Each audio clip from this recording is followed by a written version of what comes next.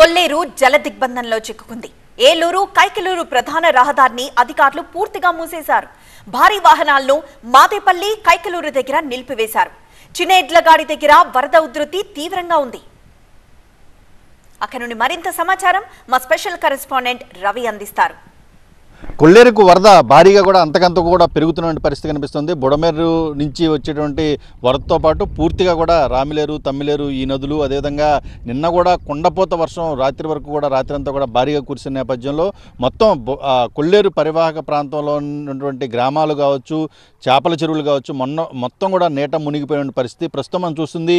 ఏలూరు కైకలూరు ప్రధాన రహదారి పైన చిన్న ఎడ్లగాడి ప్రాంతంలో మనం కొల్లేరు మొత్తం నీరంతా కూడా రోడ్డు పైన రావడంతో ఈ ప్రాంతంలో ఈ రోడ్డు మీదుగా ప్రయాణించేటటువంటి అన్ని రకాల వాహనాలను కూడా పూర్తిగా పోలీసు అధికారులు దగ్గరుండి కూడా నిలిపేసిన పరిస్థితి. అటు ఏలూరు నుంచి వచ్చేటటువంటి వాటిని మాదేపల్లి దగ్గర, అదేవిధంగా కైకలూరు నుంచి వచ్చేటటువంటి వాటిని కైకలూరు దగ్గర కూడా భారీ వాహనాలను ఆపేస్తున్నారు. అదేవిధంగా ఆర్టీసీ బస్సులతో సహా మొత్తం అన్నింటిని కూడా ఆపేశారు.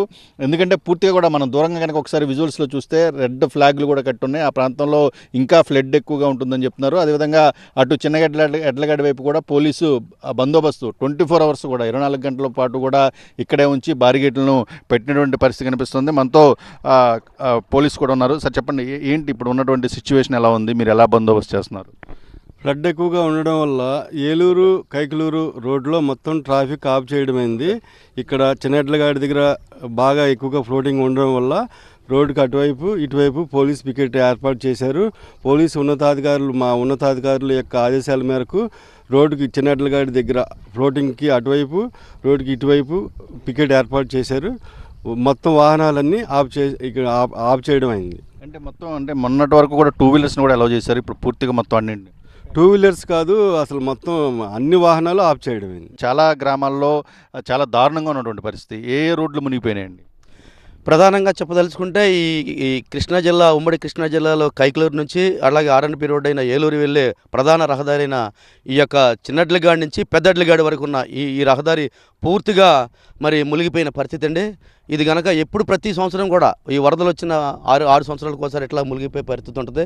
గతంలో ఆ శ్రీపర్ కాజువేన్ అయితే ఏ రకంగా అయితే హై లెవెల్ చేసి బ్రిడ్జి కట్టారు, అలాగే ఈ చిన్నడ్లగాడి దగ్గర నుంచి ఈ పెద్దడ్లగాడి వరకు ఉన్న ఈ రహదారిని 1 మీటర్ లెవెల్ వరకు హై లెవెల్ చేస్తే కనుక ఈ ఫ్లడ్ నుంచి కొంత ముంపు నుంచి ఉపశమనం అయ్యే పరిస్థితి ఉంటుంది. మా ఏటాడి బతుకులు ఉండి దాంట్లో మా ఈ మొత్తంగా మామూలు కానీ వల్ల కానీ దోన్లు కానీ మొత్తం బ్లడ్ వచ్చి మొత్తం మునిగిపోయి మొత్తం కొట్టుకుపోయినాయండి. మా ప్రస్తుతానికి మా ఏ ఆధారం లేదు. గవర్నమెంట్ వారు ఏదన్నా మాకు దయించి ఏదన్నా సహాయం చేయాలని నేను సొసైటీ ప్రెసిడెంట్గా కోరుతున్నానండి. ఓకే, చెరువులు చాలా కూడా మునిగిపోయినాయని చెప్తున్నారు. చెరువుల్లోని చేపలన్నీ కూడా పోవడంతో కూడా రైతులకు పెద్ద నష్టం ఏర్పడిందని చెప్తున్నారు. ఎంతవరకు వాస్తుంది? భారీ నష్టం జరిగిందండి. ఒక్క ఎకరం కాదు, వందలాది ఎకరాలు ముప్పుకు గురైపోయినాయండి.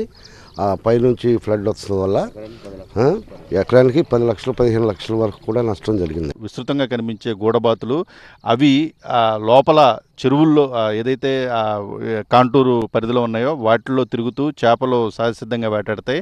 అవి ఇప్పుడు ఆర్ఎన్బి రోడ్డు ఏదైతే ఏలూరు కైకలూరు రోడ్డు మార్గం ఉందో ఆ రోడ్డు పైకి వచ్చి చేపలను వేటాడుతున్నటువంటి దృశ్యాలు చూడవచ్చు. అంటే వరద తీవ్రత ఎంతవరకు ఉంది, వరద ప్రవాహం ఎంతవరకు ఉంది అనేది కూడా ఒకసారి మనం దీన్ని బట్టి అర్థం చేసుకోవచ్చు. ఉప్పుటేరు దగ్గర పెద్ద ఎత్తున కూడా గుర్రపడెక్క, అదేవిధంగా కిక్కిస ఇవన్నీ కూడా పెరిగిపోవడంతో మేట వేయడంతో మొత్తం వరద అక్కడ ఆగిపోతున్న నేపథ్యంలో పూర్తిగా అధికార యంత్రాంగం కూడా అప్రమత్తమైంది.